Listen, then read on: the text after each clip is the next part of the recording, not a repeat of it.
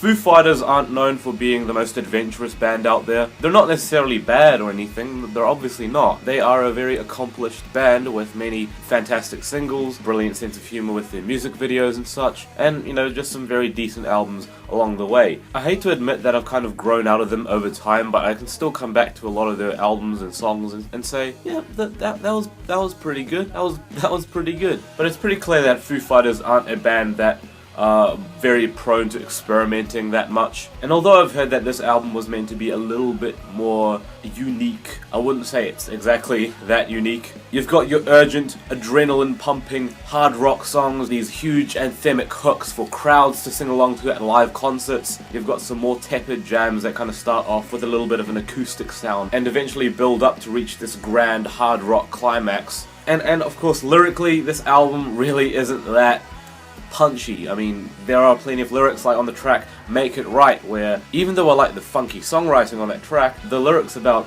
hitching a ride on that train, come for a ride, are not only painfully generic, but considering the funky, upbeat, groovy sound of the song, it kind of makes the lyrics sound a little cheesy. And I guess that plenty of other times there are some very urgent vocal and instrumental performances. Again, I don't really think that this is one of Foo Fighters' most interesting albums, even though there are some likable tracks here. There are some interesting moments like the funky groove on Make It Right, or maybe the incredibly anthemic and actually quite gorgeous melody that presents itself on The Sky Is a Neighborhood, a track where Dave Grohl also seems to be unusually very distant from the microphone. You have a song like Dirty Water, which is actually a little bit slower, I have to admit, but I do think it kind of builds up really nicely, though those lyrics, they become very repetitive. The refrain of the song becomes incredibly tedious as it moves on. And I guess the lead single coming off of this album, Run, was definitely one of the more exciting songs on the album. Looking back on it,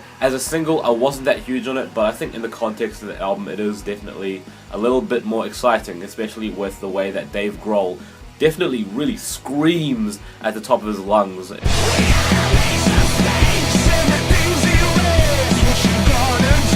Having more intriguing performances like that would have definitely made this a bit more of a standout album in the Foo Fighters discography, because as it stands right now, this album really is just Foo Fighters as Foo Fighters have always been. Purely as a rock album, it kind of stands well, but for me personally, it's really not gelling with me that well because Foo Fighters really haven't adventured that much. I'm gonna be honest, this album is more of a 5 out of 10.